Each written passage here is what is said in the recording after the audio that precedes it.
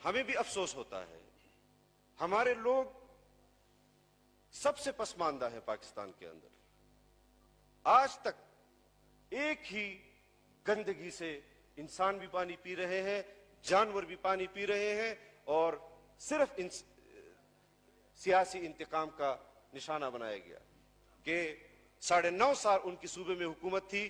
آج بھی اپنے فنڈز پر وہ سٹے لیے ہوئے ہیں، اور ہمارے بنیادی ضروریات جو قوم کو ملنے چاہیے تھی، چاہے پانی ہے چاہے بجلی ہے، اس کا وہ آج بھی شکار ہے.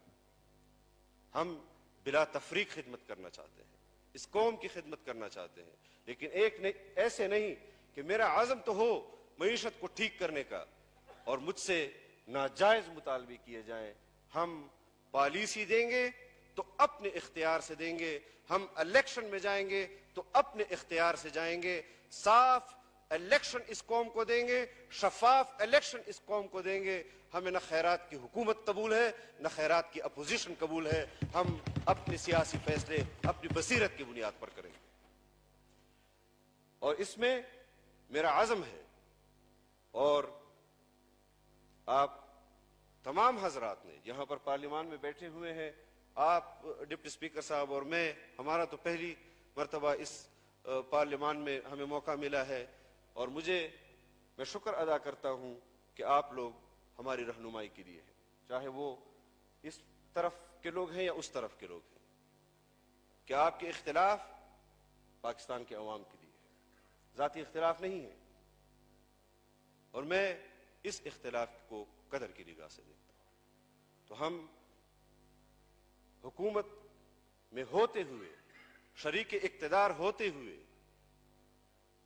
لیجسلیشن میں بھی انشاءاللہ اپوزیشن کو بھرپور شرکت کی دعوت دیتے ہیں، اور جو ڈسپیوٹڈ لیجسلیشن اس پارلیمان نے کی ہے، اور آپ بھی اس کا حصہ تھے، ہم بھی اس کا حصہ تھے، ہم انشاءاللہ مل کر اس پاکستان مخالف قانون سازی کو بھی انڈو کریں گے، اور پاکستان کی معیشت کو بھی پٹڑی پہ ڈالیں گے، اور بتائیں گے کہ ہمارے پاس اگر بیرونی دنیا سے ہماری چمڑیوں میں چھپے ہوئے لوگ پاکستان کے خلاف سازش لے کر آئیں گے، پاکستان کو اس طرح بحرانوں میں شکار کریں گے، تو ہم اس کے خلاف اس کو ہر محاذ پر میدان میں مقابل میں ملیں گے انشاءاللہ.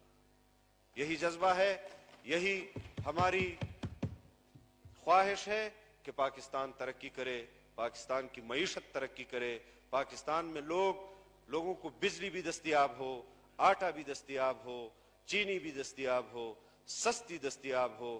اور ایک بات اور کرنا چاہتا ہوں، عبدالاکبر چترالی صاحب نے پرسوں ایک بات کی کچھ ملازمین کے حوالے سے، میں صرف اتنا کہنا چاہتا ہوں کہ ہمارا اس پر بھی کام شروع ہے کہ جتنے برطرف ملازمین ہیں اور غیر قانونی طور پر ان کو برطرف کیا گیا ہے، ان کی بحالی کے لیے بھی ہم اقدامات کر رہے ہیں.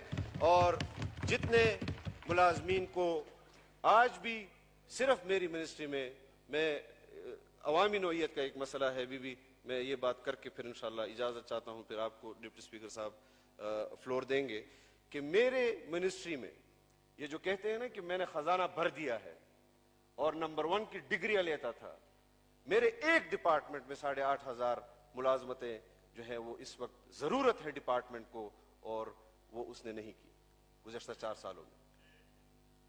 دوسرے ڈپارٹمنٹ میں بھی تقریباً 5,000 لوگ.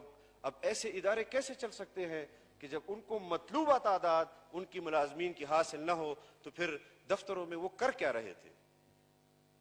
یعنی ان کے افسران نہیں ہیں، اور کلاس 4 اور کلرک لیول کے لوگ ان دفاتر کو چلاتے ہوں گے، تو پھر 4 سال میں یہ کیسے مملکت چلی ہوگی؟